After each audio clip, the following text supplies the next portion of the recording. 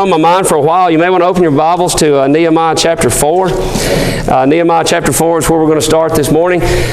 And again, one other thing I want to encourage you, come to class. I've told the auditorium class both times before we got started, and this is not just for in here, but any other class. You will get a whole lot more out of a class period if you're prepared and you study and you take part than you will out of my preaching. I'll tell you that much. We can get a lot out of a class period, so I encourage you to be here for that. Sunday mornings and Wednesday nights. Have your children here for that. Have your children here for our classes that we're going to have for them on Sunday nights.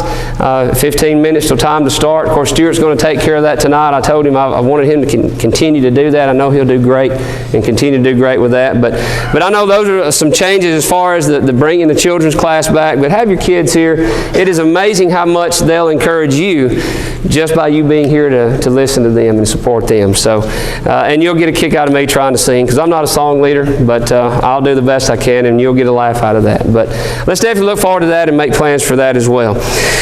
In Nehemiah chapter 4, we are interested there by a story from Nehemiah of how he is tasked with rebuilding the walls of Jerusalem. And I know you probably can't see this very well, but this is kind of a time frame of those who would return from captivity. It was a very interesting time in the story of the history of Israel. And basically when you get past this 70 years of captivity, you have the remnant that we often talk about, the remnant that returned, okay? And basically there were three phases of that return. There was the first phase that came under Zerubbabel, and it was probably the largest of the return. If you want to take time to go through all the numbers there was about 50,000 that returned to basically rebuild the temple, to revive the people, to get worship back in place. But it didn't take long, and it just kind of fizzled out, and they still weren't strong. It was not long after that, I say not long, it's probably about a 57-year gap or so. And finally Ezra came in with the second wave, not quite as large of a number, somewhere around 2,000, a little bit less, that came back out of captivity. And he tried to revive things again. He tried some reforming. He tried some rebuilding that has gone on. Of course, the temple has already been rebuilt at this point. But even under Ezra, it never really took hold the way it needed to. And you finally jump ahead another 12 years or so to Nehemiah, who was, of all people, he was the cupbearer to the king at the time, King Artaxerxes, who was the Persian king at the time. He was the cupbearer, knew nothing about building walls, and yet he was tasked to come in and to try to basically finish what everybody else had already tried to start. And the thing about Nehemiah that really jumps out is that it really changed very quickly and very drastically under him. And the question I want you to consider this morning as we look from the book of Nehemiah chapter 4 is why that was the case. If Zerubbabel had already tried, if Ezra had already tried, and Ezra was still trying, and Nehemiah was really just assisting him, why were things so much different under Nehemiah than it had been under the previous ones that had came back from captivity? We don't know for sure the number that came back with Nehemiah. I've always kind of been under the assumption it was probably the smallest of the returns, the smallest group. But why was his so much different? What in the world would a cupbearer know about rebuilding walls? What would he know about trying to build things back up and to get Jerusalem set back up in the way that it used to be? What would a cupbearer, somebody who would basically a taste tester, or to basically make sure that it was safe for the king to drink before it was handed over to the king, what would he know about rebuilding walls? Well, he didn't know anything about building walls. But I tell you what Nehemiah did know. He did understand the importance of facing opposition and how to deal with that. The last couple of years has been rough on the church, not just at O'Neill, but everywhere. I have said, I don't know how many times over the last couple of years, that COVID and the restrictions and the times that it had us apart and everything that worked against us was probably one of the most powerful tools that the devil has had in my lifetime. And I think a lot of you probably agree. It drove a wedge between us. And we're not really back to normal in a lot of ways. We have failed spiritually in a lot of ways. And we've got used to things that we probably don't need to get used to. And I understand the cautions and the concerns, but there comes a point where as God's people, we've got to be unified and be together.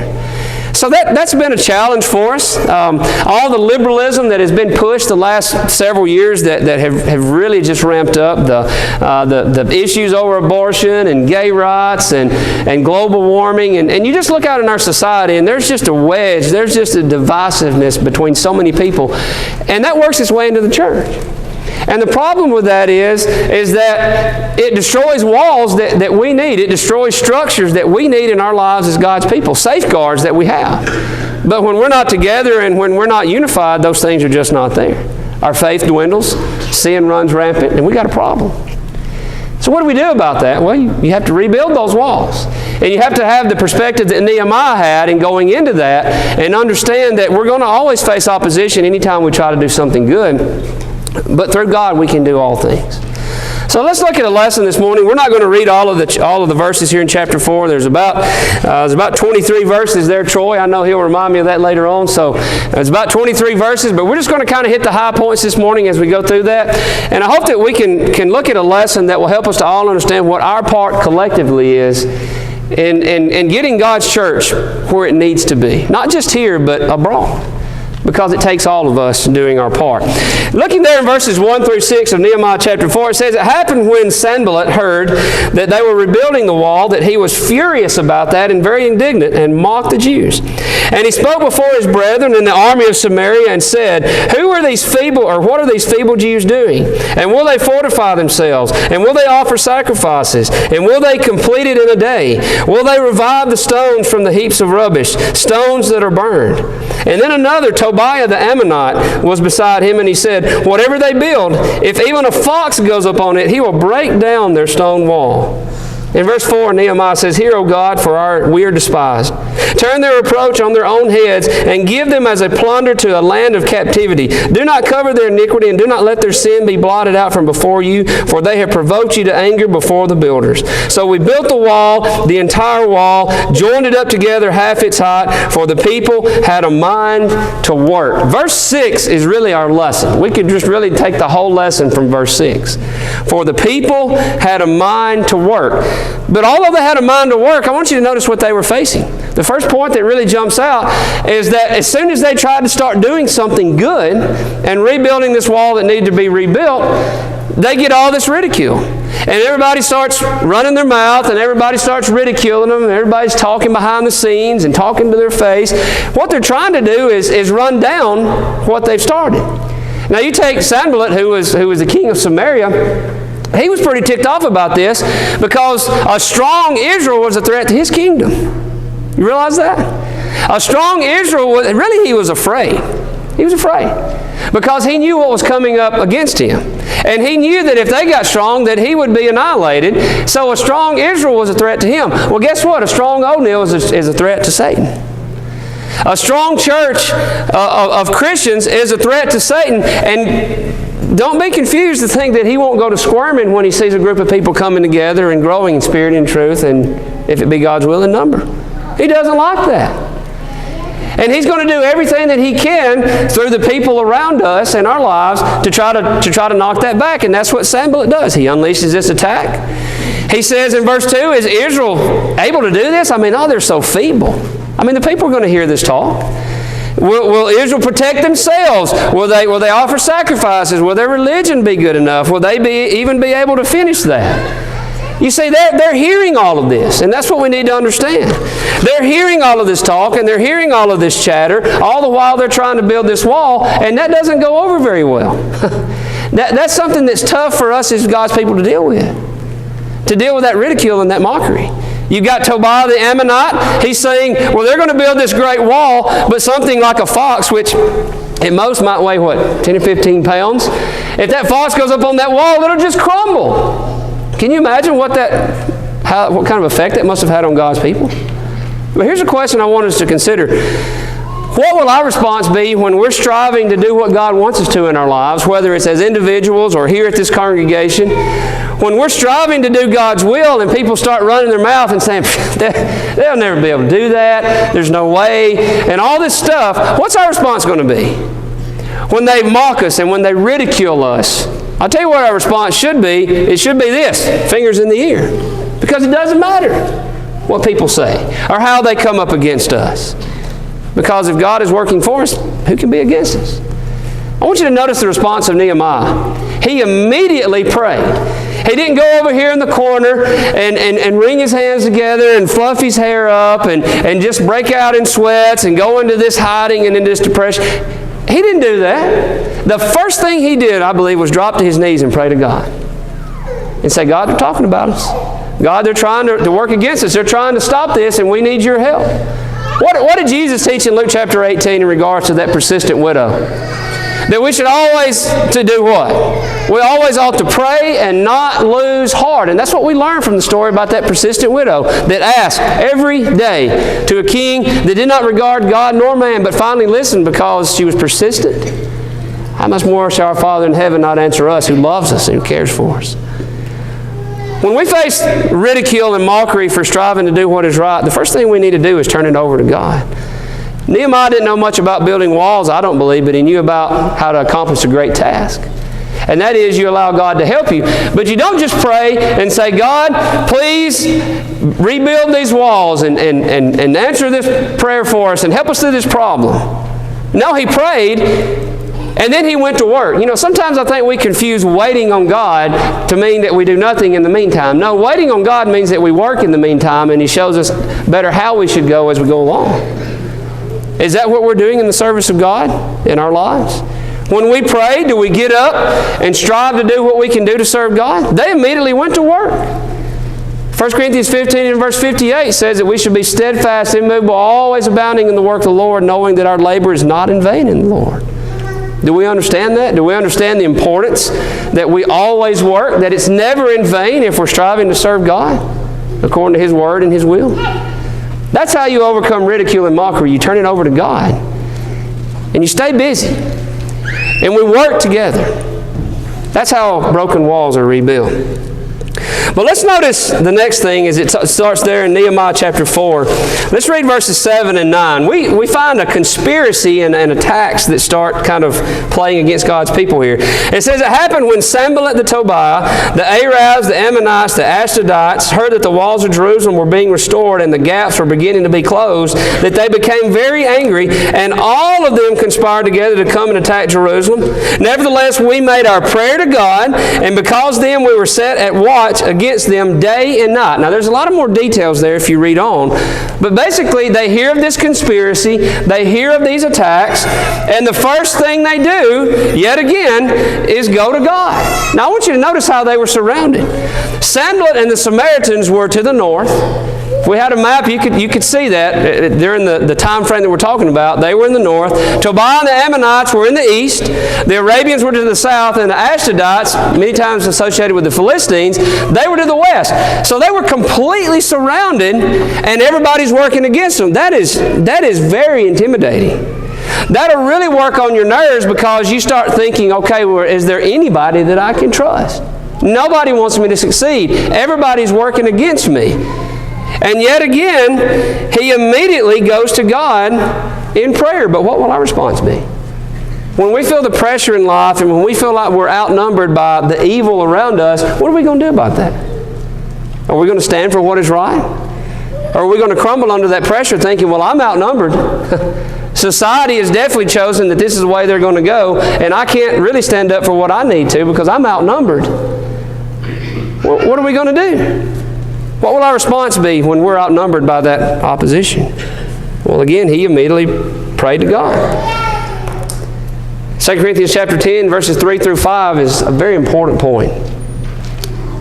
For though we walk in the flesh, we don't war according to the flesh.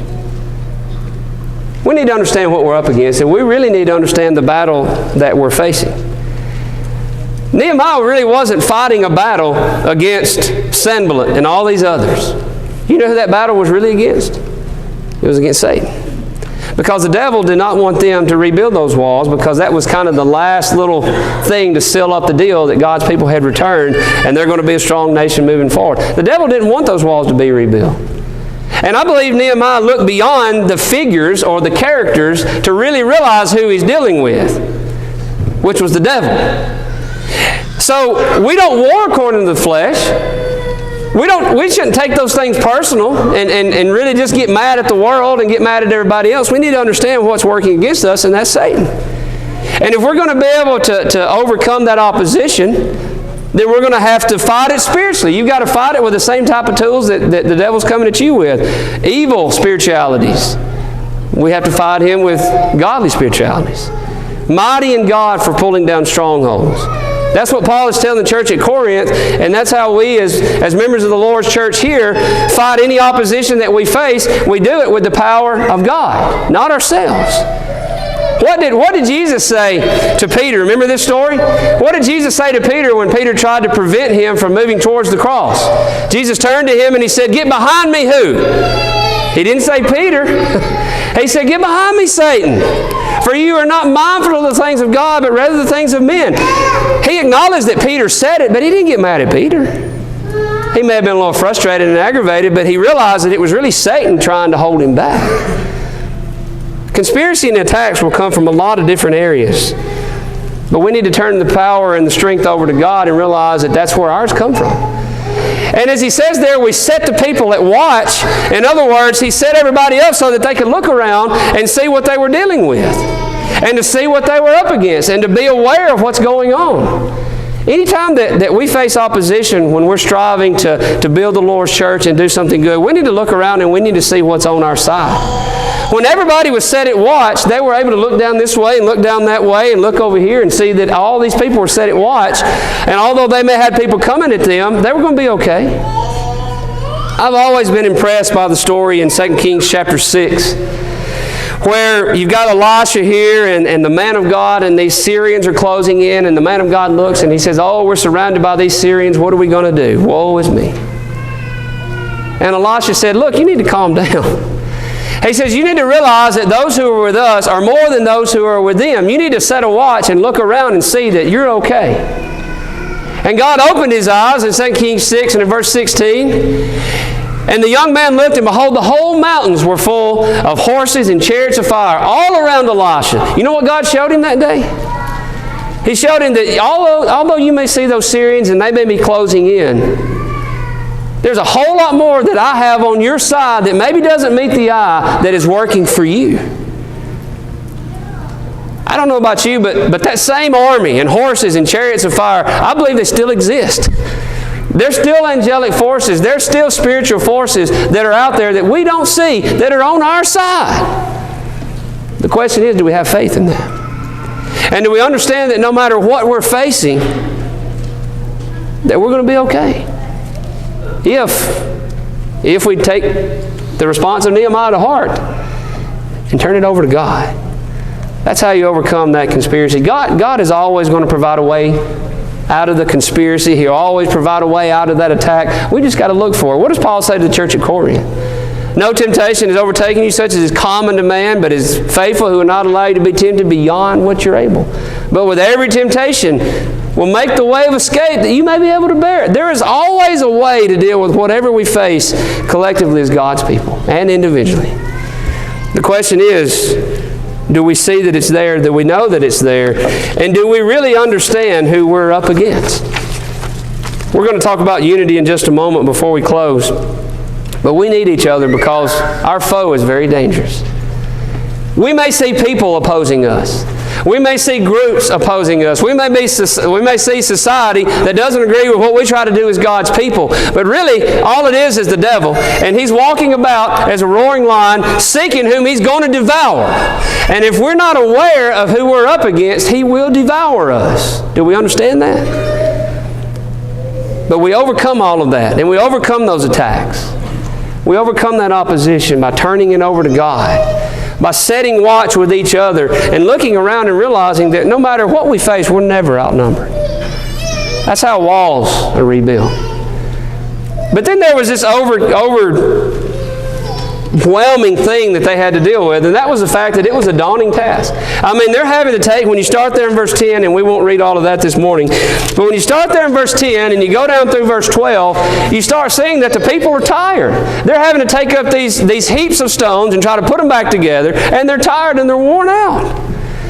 And as the people are tired and they're overwhelmed, in verse 11, the enemies start targeting in on that. And they start talking, and they start saying, well, they're so tired and they're so consumed with what they're doing, they'll never see us when we come in there, and we'll attack them and we'll cause it to be as nothing. It says in verse 12 that anytime any of the Jews were out there and somebody came into contact with them, they would tell them over and over and over. It even says they told us 10 times, basically, you can't do it. This is going to come to nothing.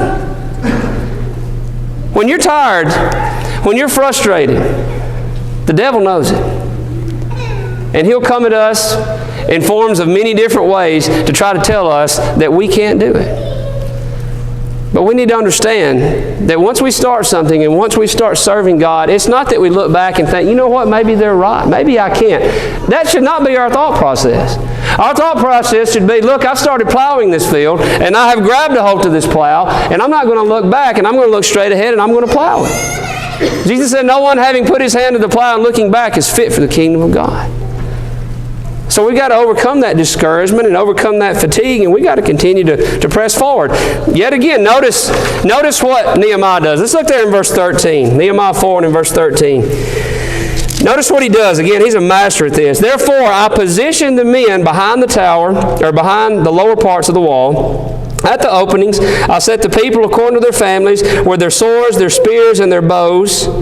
And I looked and arose and said to the nobles and to the leaders and all these people, do not be afraid of them. Remember the Lord, great and awesome. Notice how he counters that. He realizes that everybody's kind of getting tired. So he sets the people strategically. The word set there, it's kind of ironic how in the English it comes across. The word set there actually means, in the Hebrew, to stand. So he didn't just set them down, he stood them up at strategic locations. And he says, let's continue building and continue working. Remember how powerful that God is. And he gave them something to work with, and he gave them something to protect themselves with. He armored them up. Brother Tony read for us this morning from Ephesians chapter 6. It talks about putting the whole armor of God on. Well, that's what he did. So he got them ready for this battle. He got them ready for this building. He reminded them of God's power, of how awesome that God is in verse 14. Verse 16 is amazing. Notice verse 16. From that time on, half of my servants worked at construction. The other half held the spears, the shields, the bows, and with the armor, and the leaders were behind all the house of Judah. Half of them worked, half of them guarded. It's an amazing thing going on here.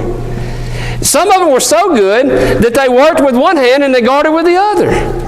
You talk about burning at both ends. They were, but they were happy to do it because of what they were doing it for and who they were doing it for. Yeah, they were tired and they were at times frustrated and intimidated, but they came together. They came together, and he noticed a problem in verse 19 and 20. He looked down and he saw some people down here and he saw some people over there, and he said, we're not unified enough in the ways that we are. So he said, anytime that I see some issue, he says, we're going to blow this trumpet, and everybody unifies to this one place. They maintain their unity, and I think that's key. Anytime we become discouraged, and anytime that we're struggling in our lives and serving God, we've got to come together. We don't back off when somebody's struggling, when somebody's tired, and say, I hope you get better, I'll pray for you. No, we need to pick them up in our arms and say, I hope you get better, I'll pray for you, and I'm here to help you.